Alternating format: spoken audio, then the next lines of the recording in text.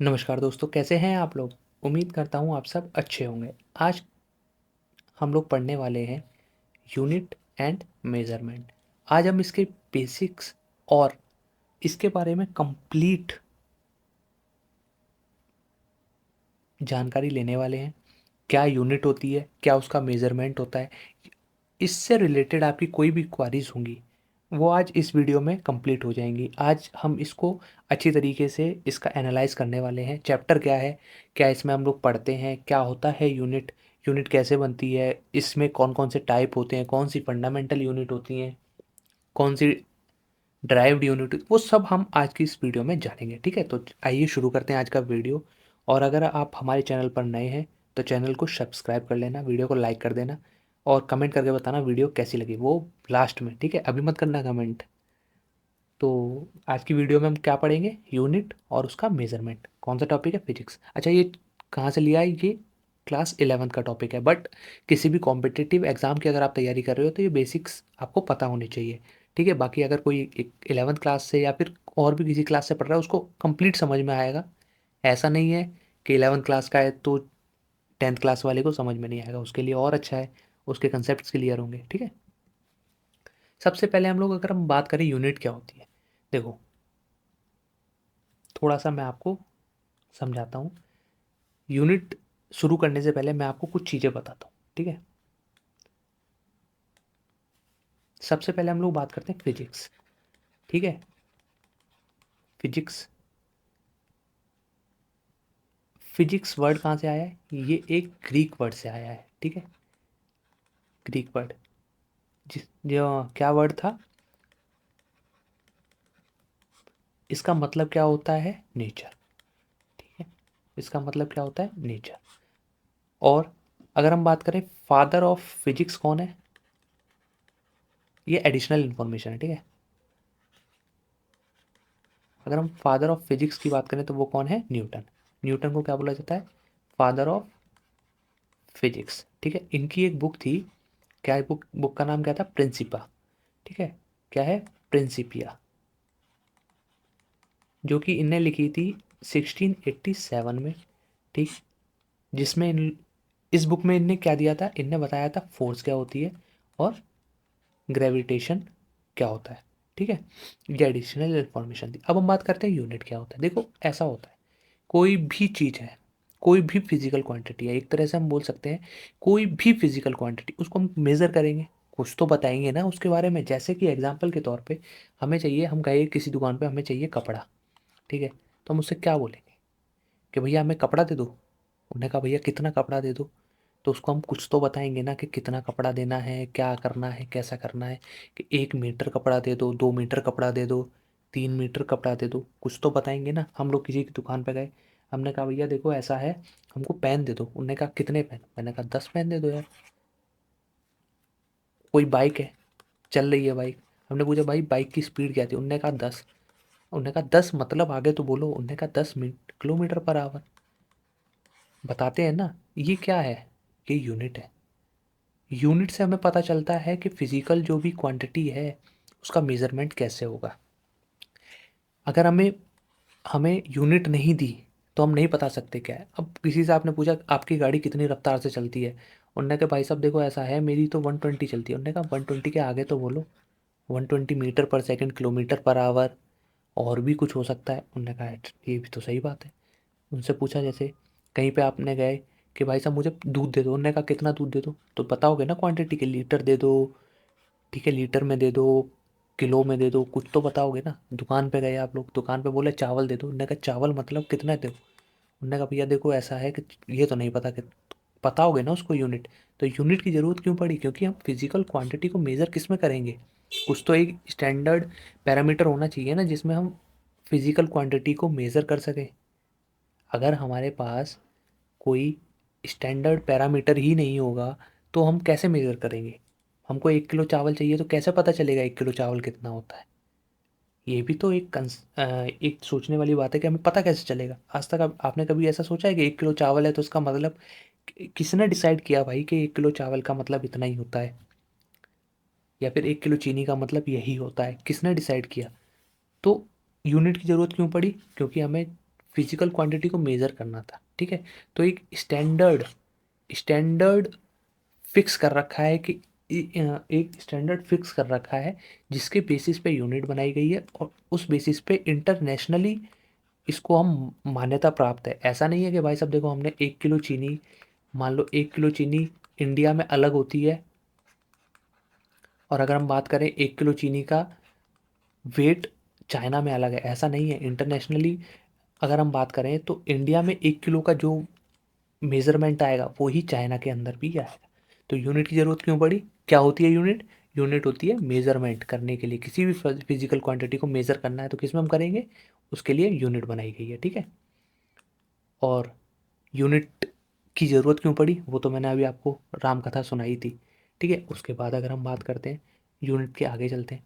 अच्छा, यूनिट की ज़रूरत क्यों पड़ी? यूनिट क्या होती है? सबसे पहले वेल डिफाइंड होती है, ठीक है, अच्छी तरीके से इजी टू रिप्रोड्यूस कर होती है, कंपेयर इजीली कर सकते हैं, इंटरनेशनली एक्सेप्टेड होती है, इंडिपेंडेंट चेंजेस। अच्छा, ये वाला कंसेप्ट और मैं बताता हूँ, ये तो मैंने आपको बता ही दिया क्या होती है, ये और बताता हूँ। इंडिपेंडेंट ऑफ फिजिकल क्वांटिटी मतलब जैसे कि कुछ फिजिकल क्वांटिटी है उसमें, उससे यूनिट चेंज नहीं होगी। फिजिकल क्वांटिटी भले ही चेंज हो जाए पर यूनिट चेंज नहीं होगी। फिजिकल क्वांटिटी कैसे? मान लो कोई बॉक्स है ये, ठीक है, मैंने इसको पिघला दिया, ठीक है, पिघला दिया, ठीक है, ये बॉक्स है, इसका पहले वेट था 10 किलो, मैंने क्या करा, इसको पिघला दिया, पिघला के इसका मैंने वेट निकाला, अरे यार ये तो 25 किलो हो गया। पॉसिबल है क्या ऐसा? भाई साहब जितना इसका वेट होगा, अगर मैंने इसको बदला नहीं है, सेम इसी को पिघला दिया या फिर इसकी कोई फिजिकल चेंज कर दिया इसके अंदर, इसका वेट मतलब इसके अंदर कोई भी फिजिकल कंडीशन में चेंज आता है, तो उससे क्या इसका वेट बदल जाएगा क्या? मान लो कोई बाइक है, ठीक है, वो 10 किलोमीटर की रफ्तार से चली है तो उसका वेट में डिफरेंस आएगा क्या? नहीं आएगा, ठीक है, वेट सेम रहेगा। या फिर एक लेंथ है, ठीक है, लेंथ है कोई, मान लो 10 मीटर है, अगर मैं इसकी फिजिकल क्वांटिटी चेंज करता हूँ तो क्या यूनिट में चेंज है? नहीं आएगा भाई। तो ये इंडिपेंडेंट होती है फिजिकल कंडीशन से, फिजिकल कंडीशन से मैटर नहीं करता, यूनिट चेंज नहीं होती, यूनिट सेम रहती है, ठीक है। आगे चलते हैं। अच्छा, अब यूनिट तो हमें समझ में आ गया कि एक फिजिकल मेजरमेंट के लिए हमने एक स्टैंडर्ड सेट कर दिया, उसको हमने यूनिट बोला। अब यूनिट कितने प्रकार की हो सकती है? उन्होंने कहा भाई साहब देखो यूनिट दो तरीके की हो सकती है, एक हो सकती है फंडामेंटल, एक हो सकती है डिराइव्ड। उन्होंने कहा भाई साहब बताओ कि फंडामेंटल यूनिट क्या होती है और ड्राइव्ड यूनिट क्या होती है। सबसे पहले अगर बात करें फंडामेंटल यूनिट की, क्योंकि मेन यूनिट यही है, इसी से मिलके ये ड्राइव्ड यूनिट बनी है, तो मेन अगर बात करें तो कौन है? Fundamental unit. अगर ये नहीं होती तो ड्राइव्ड यूनिट का कोई कंसेप्ट ही नहीं बनेगा, ठीक है। ठीक है, इसको हम और क्या बोल सकते हैं फंडामेंटल यूनिट को? इसको हम बोल सकते हैं बेस क्वांटिटी, ठीक है। क्या बोल सकते हैं? Base quantity. अच्छा, बेस क्वांटिटी बोल सकते हैं। ये होती क्या है? ये होती है, कितनी होती है ये होती है 7। फंडामेंटल यूनिट का मतलब है बेसिक यूनिट। 7 ऐसी हमारे पास फंडामेंटल यूनिट्स हैं जो इंटरनेशनली एक्सेप्टेड हैं, और जिनसे हम और ड्राइव्ड यूनिट का बना सकते हैं, बहुत सारी ड्राइव्ड यूनिट बना सकते हैं, ठीक है। अच्छा, ये फंडामेंटल यूनिट 7 कौन कौन सी होती हैं? देखो, सबसे पहले अगर हम बात करें, इसका इसका मतलब ये है कि ये इंडिपेंडेंट है, ये इंडिपेंडेंट है, ठीक है। कैसी हैं? इंडिपेंडेंट। जो फंडामेंटल यूनिट है वो कैसी है? अच्छा, कौन कौन सी हो सकती हैं? देखो, लेंथ हो सकती है, अगर हम बात करें मास हो सकता है, ठीक है, टाइम हो सकता है, टेम्परेचर हो सकता है, इलेक्ट्रिक करंट हो सकता है, इंटेंसिटी हो सकती है, अमाउंट ऑफ अ सब्सटेंस हो सकता है, ठीक है। ये किससे हैं? ये इंडिपेंडेंट है, 7 है। 7 फंडामेंटल यूनिट है, ये इंडिपेंडेंट होती हैं, और इनका कौन कौन सी होती हैं शायद मैं आगे लाया हूँ, बताता हूँ, ठीक है। अच्छा, मैंने नहीं लाया, ठीक है, मैं यहाँ पे लिख देता हूँ आपके लिए। 7 फंडामेंटल यूनिट कौन सा? लेंथ हो सकती है, दूसरी क्या है? मास हो सकती है। ये 7 फंडामेंटल यूनिट्स हैं, ठीक है। मास, मास के बाद आता है टाइम, टाइम के बाद आता है टेम्परेचर, टेम्परेचर के बाद आता है इलेक्ट्रिक करंट, और अगर हम इसके बाद बात करें तो इंटेंसिटी, इसको हम बोल सकते हैं ल्यूमिनियस इंटेंसिटी। अगर हम लास्ट बात करें तो अमाउंट ऑफ सब्सटेंस। अच्छा, ये क्या होती है? लेंथ।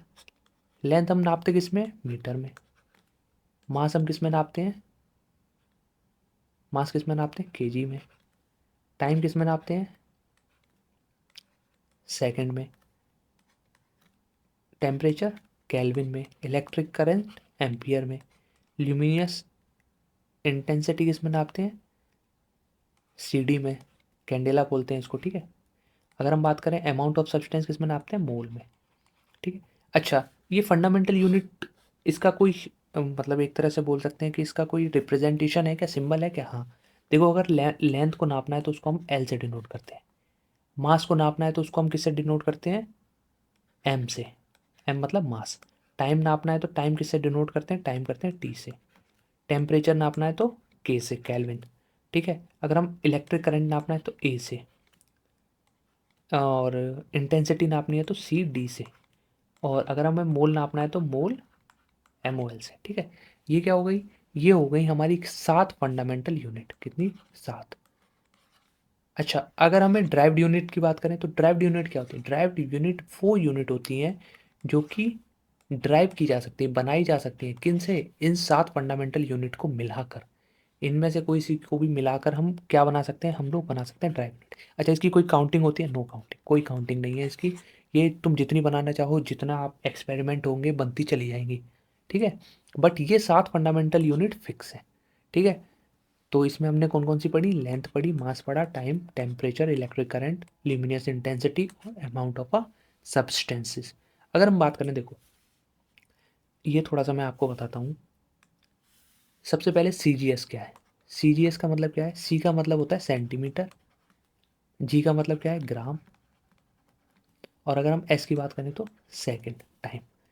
एम के एस की बात कर लेते हैं। एम के एस में एम क्या है? मीटर। एम क्या है? मीटर, ठीक है। के क्या है? केजी। एस क्या है? सेकंड। अगर हम एफपीएस की बात करें तो फुट, पाउंड, और एस क्या है? सेकंड, ठीक है। अभी हम एसआई यूनिट की बात नहीं करते, ठीक है। अभी हम इन तीनों की बात करते हैं। तो हम लोगों ने क्या किया, मतलब एक संस्था है सीडीपीएम करके, एक संस्था है। उसने क्या किया? उसने बोला देखो ऐसा है कि एक हमें सिस्टम बनाते हैं कि सी जी एस, उसको नाम दिया गया सी जी एस सिस्टम। ये बनाया कब था? ये बनाया था 1832 में, ठीक है। तो सी जी सिस्टम को नाम दिया गया। उन्होंने कहा देखो, अगर आपको लेंथ नापनी है तो आप सेंटीमीटर में नाप लो, आपको मास नापना है तो आप ग्राम में नाप लो, अगर आपको टाइम नापना है तो आप सेकंड में नापो, कोई दिक्कत नहीं है। अगर आप कोई लेंथ को सेंटीमीटर में नापते हो और मास को ग्राम में नापते हो, और अगर टाइम को सेकंड में नापते हो, तो इस सिस्टम को हम लोग क्या बोलेंगे? इस सिस्टम को हम लोग बोलेंगे सी जी एस सिस्टम, ठीक है। उन्होंने कहा ठीक है।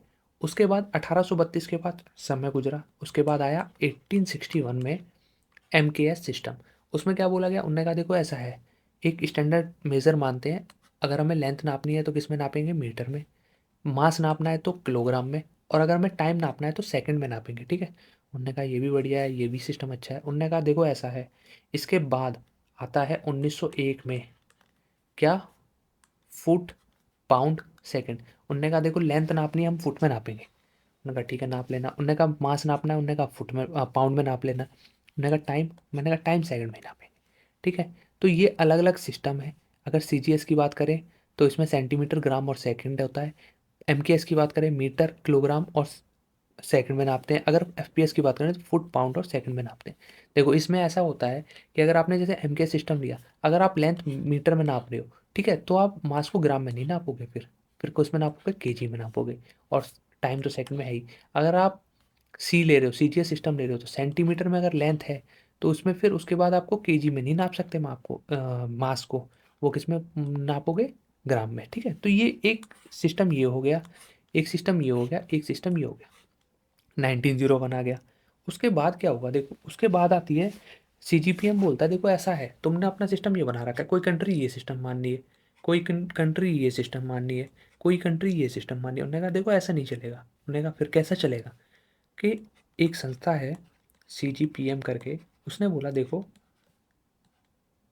1960 में उसने बोला कि हम लोग क्या करते हैं, हम लोग एक इंटरनेशनल यूनिट बनाते हैं, ठीक है, इंटरनेशनल यूनिट बनाते हैं जिसको हमने बोला एसआई यूनिट। क्या बोला, इंटरनेशनल यूनिट बनाएंगे जिसको बोला एसआई यूनिट। उन्होंने कहा इसका काम क्या होगा, उन्होंने कहा देखो आप लोगों ने सीरियस सिस्टम बना रखा है, ठीक है, आपने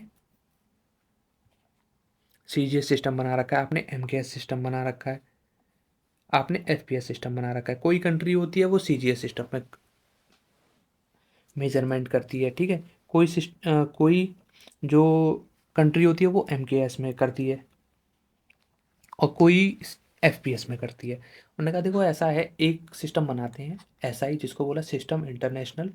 इसमें क्या हुआ कि पूरा इंटरनेशनली एक्सेप्टेड अगर किसी सिस्टम को होगा तो वो इसको दे देंगे, ठीक है। अच्छा, तो इसमें तो एसआई का कुछ मतलब है क्या, एसआई का नहीं नहीं, इसका मतलब ये जो सिस्टम है ये एमकेएस को ही फॉलो करता है। किसको फॉलो करता है, एमकेएस को, जिसमें मीटर, केजी और सेकंड।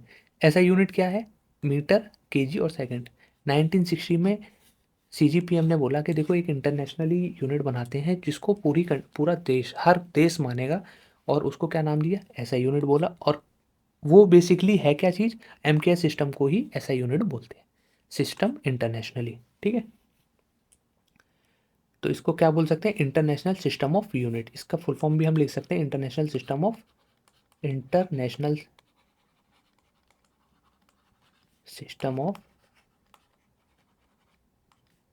यूनिट। तो ये इंटरनेशनली एक्सेप्टेड हो गया कि अब क्या क्या करेंगे। तो अगर आप नोट करना चाहो तो नोट कर लेना, ठीक है। आगे चलते हैं, समझ में आ गया ना सीजीएस सिस्टम क्या होता है, एमकेएस सिस्टम क्या होता है, एफपीएस सिस्टम क्या होता है, और ऐसा यूनिट क्या होती है। आगे चलते हैं। अच्छा, उनने कहा देखो ऐसा है, मैंने अभी आपको ये तो बता ही दिया कि कुछ 7 हमारे पास फंडामेंटल यूनिट हैं। लेंथ, जिसको मीटर सिंबल एम से डिनोट करते हैं, मास किलोग्राम सिंबल केजी से डिनोट करते हैं, टाइम सेकंड एस से डिनोट करते हैं, इलेक्ट्रिक करंट एम्पियर ए से डिनोट करते हैं, टेम्परेचर किस में नापते हैं, केल्विन में, और डिनोट करते हैं के से। ल्यूमिनियस इंटेंसिटी को हम किस में नापते हैं, कैंडेला में, और सीडी से डिनोट करते हैं। और अमाउंट ऑफ सब्सटेंस को किससे नापते हैं, मोल्स, और डिनोट किससे करते हैं, एम ओ एल से। अच्छा, ये वाला जो है ना, ये वाला केमिस्ट्री में आपको पढ़ोगे आप लोग ना, तो केमिस्ट्री में आपको मोल्स का बहुत यूज़ आएगा, ठीक है। उसमें अलग अलग चीज़ें निकालने के लिए मोल का यूज़ करते हैं, क्योंकि उसमें अमाउंट ऑफ सब्सटेंस की बात करते हैं हम लोग। आगे चलते हैं, यूनिट की बात कर ली। अच्छा, यूनिट में देखो ऐसा है, मैं अभी आपको यूनिट निकालना भी सिखाऊंगा, ठीक है, ड्राइव्ड यूनिट भी सिखाऊंगा। उससे पहले आपको मैं एक चीज़ और बताता हूँ। देखो ऐसा होता है कि सप्लीमेंट्री यूनिट है, कुछ कुछ यूनिट हैं। देखो एक तो हो गई फिजिकल क्वांटिटी के लिए, एक हो गई सप्लीमेंट्री यूनिट। अच्छा, सप्लीमेंट्री क्वांटिटी के लिए कौन सी यूनिट होती है, जिसकी कोई डायमेंशन नहीं है, ये क्या होती है, डायमेंशन लेस होती है।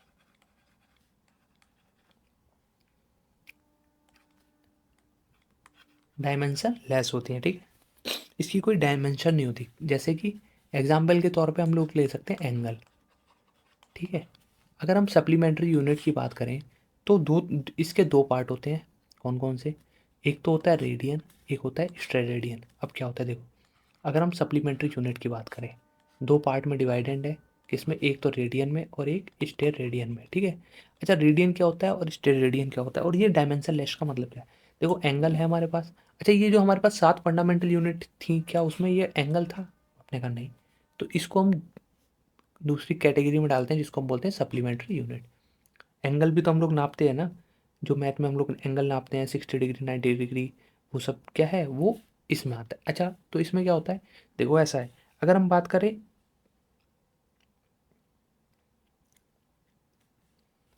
सप्लीमेंट्री यूनिट की, तो ये दो पार्ट में डिवाइडेंट है, एक रेडियन एक स्टेरेडियन। ये क्या है, ये तो एंगल की यूनिट है, ठीक है। अगर सप्लीमेंट्री यूनिट की बात करें तो ये किस चीज़ में है, एक होता है प्लेन एंगल, ठीक है, प्लेन एंगल, और एक होता है हमारे पास सॉलिड एंगल। अगर हम प्लेन एंगल की बात करें तो वो एंगल जो 2D में होते हैं उनको हम लोग क्या बोलते हैं, उसको हम लोग बोलते हैं प्लेन एंगल। अगर हम सॉलिड एंगल की बात करें तो जो 3D में एंगल होते हैं उनको हम बोलते हैं सॉलिड एंगल। अच्छा, प्लेन एंगल की बात करें तो एंगल बिटवीन टू लाइन और टू प्लेन, अगर दो लाइन के बीच में और दो प्लेन के बीच में अगर एंगल बनता है तो उस एंगल को हम लोग क्या बोलते हैं, प्लेन एंगल बोलते हैं। इसकी एसआई यूनिट क्या होती है, इसकी एसआई यूनिट होती है रेडियन। तो अब समझ में आया रेडियन क्या होती है, ठीक है। इसको डिनोट कैसे करते हैं, आर रेडियन, ठीक है। और इसका फॉर्मूला क्या होता है, थीटा बराबर होता है आर अपॉन रेडियस। अगर हम बात करें सॉलिड एंगल की, 3D होता है, angle between three dimension, three dimension के बीच के एंगल को हम लोग क्या बोलते हैं, सॉलिड एंगल बोलते हैं। इसकी यूनिट क्या होती है, इसकी यूनिट होती है स्टेरेडियन। क्या होती है, स्टेरेडियन। और इसका फॉर्मूला क्या होता है, इसका फॉर्मूला होता है निकालने का, थीटा बराबर होता है एरिया अपॉन आर स्क्वायर, ठीक है। तो आ गया समझ में आपको सप्लीमेंट्री यूनिट क्या होता है। सप्लीमेंट्री यूनिट दो टाइप होते हैं। सबसे पहला होता है प्लेन एंगल, दूसरा होता है solid angle. Plane angle 2D angle को बोलते हैं और सॉलिड एंगल 3D एंगल को बोलते हैं। 2D एंगल में क्या होता है, दो लाइन या दो प्लेन के बीच के एंगल को क्या बोलते हैं, प्लेन एंगल बोलते हैं। ऐसा यूनिट क्या होती है, रेडियन होती है। आर अपॉन रेडियस से हम इसका थीटा निकालते हैं, थीटा यानी एंगल। स्टेरेडियन की बात करें, सॉलिड एंगल की बात करें तो तीन डायमेंशन के बीच में अगर कोई एंगल है तो सॉलिड एंगल है, 3D में काउंट करते हैं। एस आर स्टेरेडियन इसकी ऐसा यूनिट होती है, थीटा बराबर होता है area upon R square.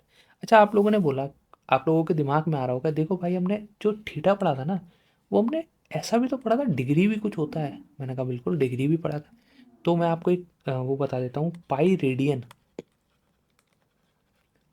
Are, pi radian बराबर होता है 180 डिग्री, ठीक है। ये इन दोनों के बीच में रिलेशन होता है। अगर आपको रेडियन से डिग्री में कन्वर्ट करना है तो पाई रेडियन बराबर होता है 180 डिग्री।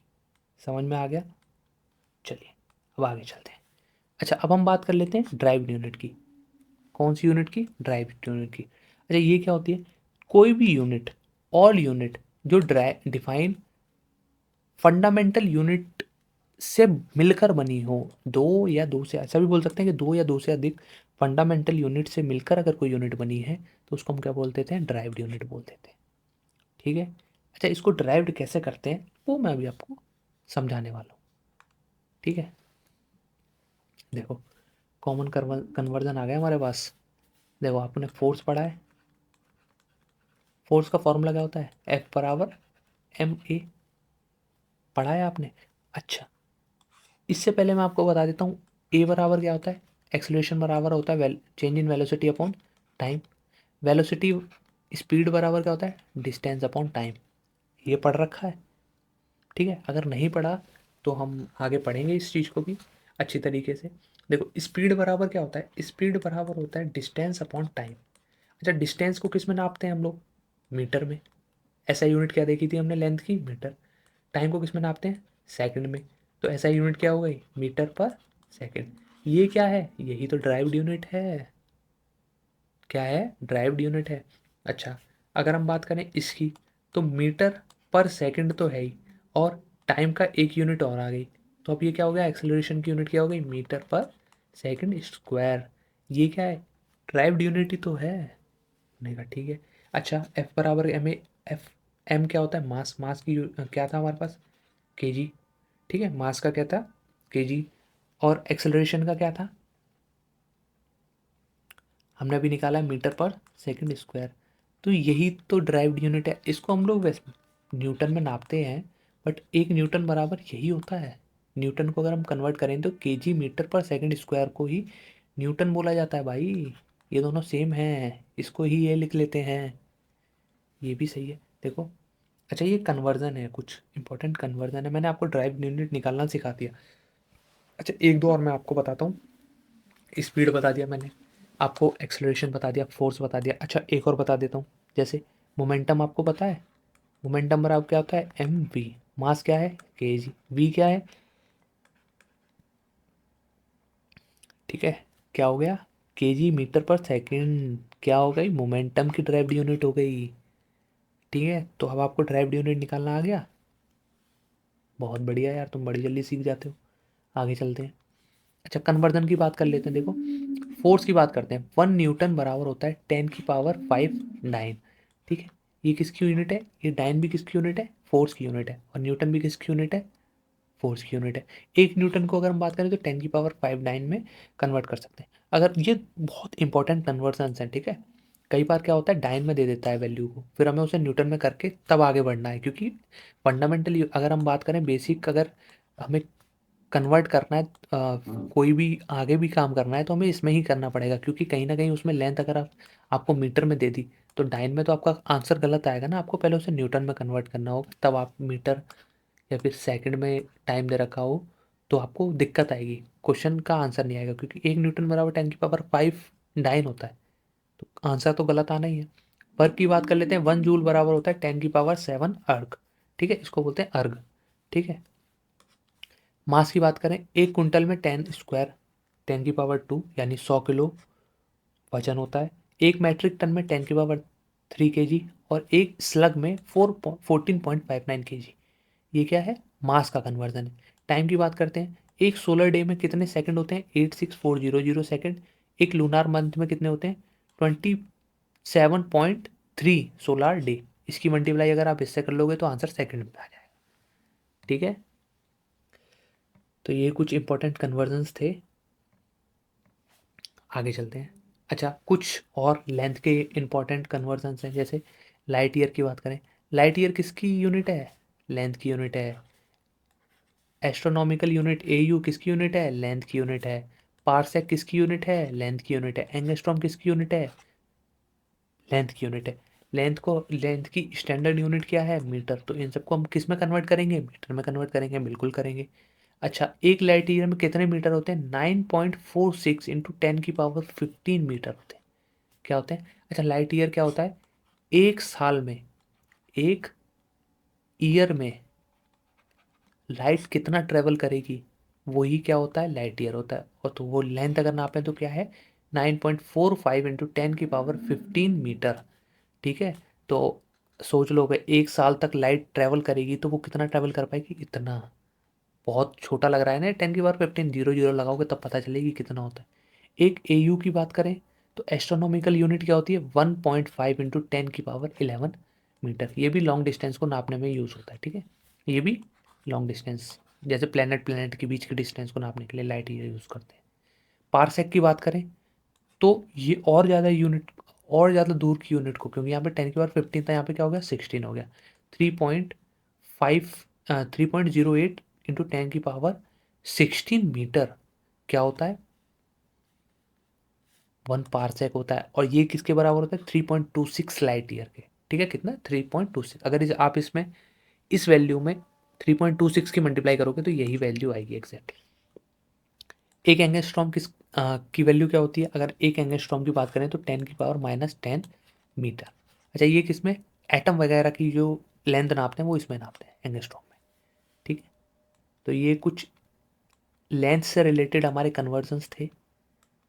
आगे चलते हैं, डायमेंशन की बात कर लेते हैं, और आज का लास्ट टॉपिक होने वाला है डायमेंशन क्या होती है। देखो, dimension of physical quantity are the power through which different fundamental quantity are raised to be defined the quantity. नहीं समझ में आया, अब समझ में आएगा। कैसे नहीं समझ में आया भाई, अब समझाएंगे ना, ऐसे थोड़ी ना समझ में आता है। देखो, हमने बात करी किसकी, हमने बात करी स्पीड की। स्पीड बराबर क्या था, डिस्टेंस अपॉन टाइम था। मैंने कहा ठीक है। अच्छा, तो डिस्टेंस को हम किस में नापते हैं, मीटर में नापते हैं। टाइम को किस में नापते हैं, सेकंड में नापते हैं। तो ये क्या हो गया, मीटर पर सेकंड हो गया। मैंने कहा हाँ ठीक है, पर ये डायमेंशन नहीं हुई। क्यों नहीं हुई डायमेंशन, डायमेंशन मैंने आपको बताई थी, क्या बताई थी। देखो, ऐसा है कि अगर हम मास की बात कर रहे हैं तो उसको एम बोलेंगे, लेंथ की बात कर रहे हैं नापेंगे भले मीटर में, पर बोलेंगे क्या, एल।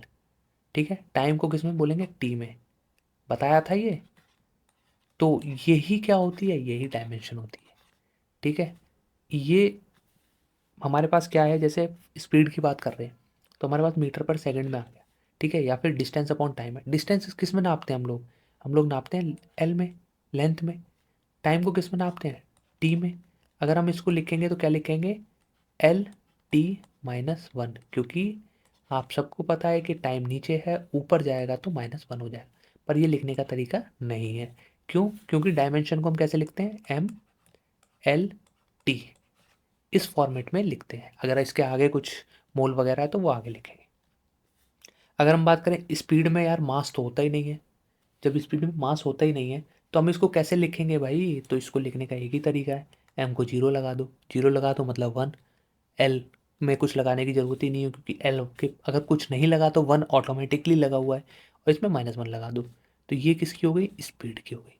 क्या हो गई, डायमेंशन हो गई। ठीक है, कोई भी फिजिकल क्वांटिटी की डायमेंशन निकालना आ गया। उन्होंने कहा भाई इतनी जल्दी थोड़ी ना आता है।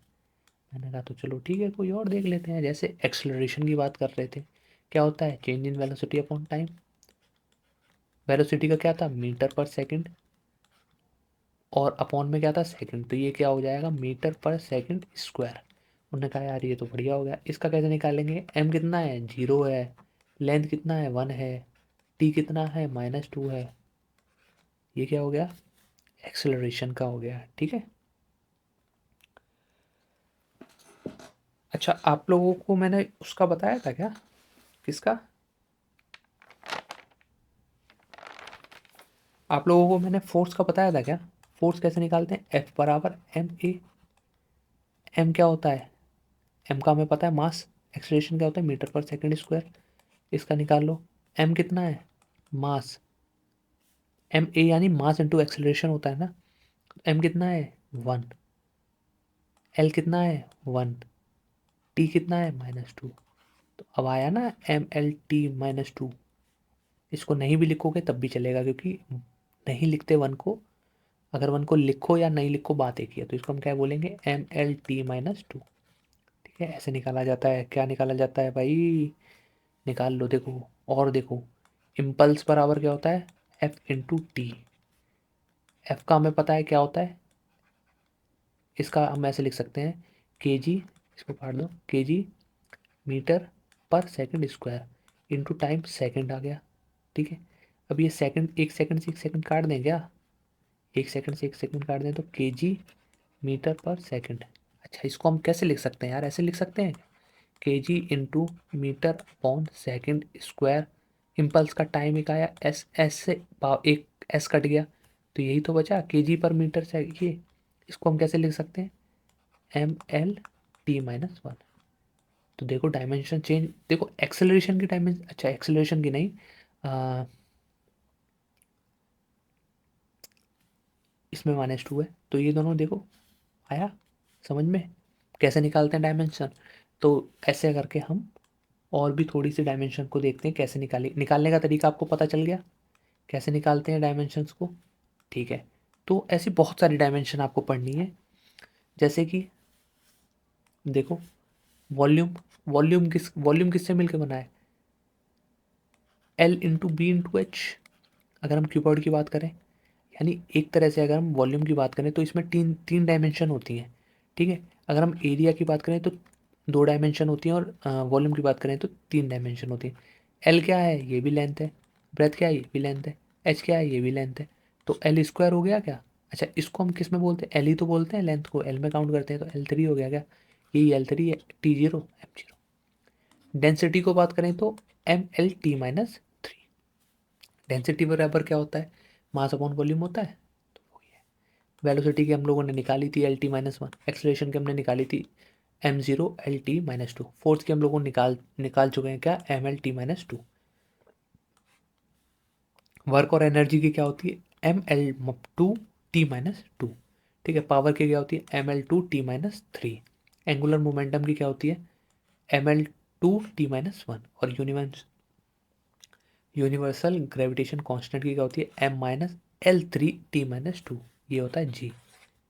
ठीक है, कहाँ गया ये, गलत गलत चला गया क्या, हाँ ये गलत चला गया। यूनिवर्सल ग्रेविटेशन कांस्टेंट, जिसमें एफ बराबर G M E M upon R square होता है ना। तो ये ग्रेविटेशन कांस्टेंट सी की वैल्यू। अच्छा, ये हम आगे आगे पढ़ेंगे, ठीक है। ऐसा भी समझ में नहीं आएगा अगर आप लोगों ने नया शुरू किया। अगर आप रिवीजन कर रहे हो, आपने पहले से पढ़ रखा है, तो आपको पता होगा क्या होता है ये यूनिवर्सल ग्रेविटेशन कांस्टेंट। बट अगर नहीं पढ़ रखा तो टेंशन नहीं लेनी, क्योंकि ये आगे आने वाले टॉपिक्स हैं, ठीक है। तो समझ में आया। तो आज हम लोगों ने क्या क्या पढ़ा देखते हैं।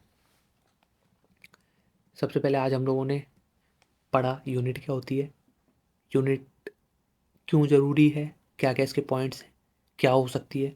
उसके बाद में हमने दो टाइप पढ़े यूनिट के, फंडामेंटल और ड्राइव्ड। फंडामेंटल कितनी होती हैं, 7 होती हैं, जो कि 7 यूनिट यूनिवर्सली एक्सेप्टेड हैं। अगर हम बात करें ड्राइव्ड, कितनी भी बना सकते हैं, जितनी हमारी मर्जी है। बनेगी किससे, फंडामेंटल यूनिट से बनेगी, ऐसा नहीं बन सकती बिना फंडामेंटल यूनिट के।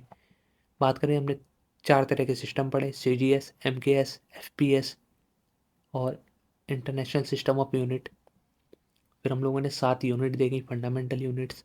उसके बाद हमने यूनिट में पढ़ा कि एक होती है हमारी कौन सी, फिजिकल क्वांटिटी, एक होती है सप्लीमेंट्री क्वांटिटी। सप्लीमेंट्री क्वांटिटी में सप्लीमेंट्री यूनिट्स पढ़ी, कौन कौन सी, जिसमें हमने एंगल पढ़े, सॉलिड एंगल और सॉरी प्लेन एंगल और सॉलिड एंगल, और जिसमें हमने एक की रेडियन पढ़ी और एक की स्टेरेडियन ऐसा यूनिट पढ़ी। उसके बाद हमने ड्राइव्ड यूनिट को बनाना सीखा, कैसे बनाई जाती है। हमने कुछ कन्वर्जन्स देखे, ठीक है। ऐसा नहीं है इतना ही कन्वर्जन है, बहुत कन्वर्जन है, बहुत सारे, ठीक है। वो हम आगे आगे आने वाली वीडियोज़ में कवर करेंगे। उसके बाद हमने लेंथ की कुछ इंपॉर्टेंट कन्वर्जन देखे, लाइट ईयर देखा, एंगस्ट्रॉम देखा, पारसेक देखा, एस्ट्रोनॉमिकल यूनिट देखा, ठीक है। ये बहुत बड़ी बड़ी यूनिट हैं। ये एक तरह से बोल सकते हैं कि जो ऊपर वाले 3 है ना, इनको हम प्लैनेट के बीच की डिस्टेंस को नापने के लिए यूज़ करते हैं। प्लैनेट हो गया, गैलेक्सी हो गई, इनकी डिस्टेंस को नापने के लिए ये यूज़ करते हैं, ठीक है। हम नॉर्मली ऐसे यूज़ नहीं करते, नॉर्मली हम लोग मीटर किलोमीटर में नापते हैं। अगर हम बात करें एटम की, एटम, इलेक्ट्रॉन हो गया, प्रोटॉन हो गया, इनकी जो लेंथ नापते हैं वो एंगस्ट्रॉम में नापते हैं। उसके बाद हम लोगों ने कुछ डायमेंशंस पढ़े, कैसे बनाई जाती हैं डायमेंशंस, कुछ इंपॉर्टेंट डायमेंशन पढ़े, ठीक है। तो आज के लिए बस इतना ही। यूनिट और मेजरमेंट आपको कैसा लगा कमेंट करके ज़रूर बताना, और जो नेक्स्ट टॉपिक होने वाला है हमारा, कमेंट करके बताना आप क्या पढ़ना चाहोगे, ठीक है। बाकी वीडियो आपको कैसी लगी, वीडियो को लाइक ज़रूर कर देना और चैनल को सब्सक्राइब कर देना। धन्यवाद।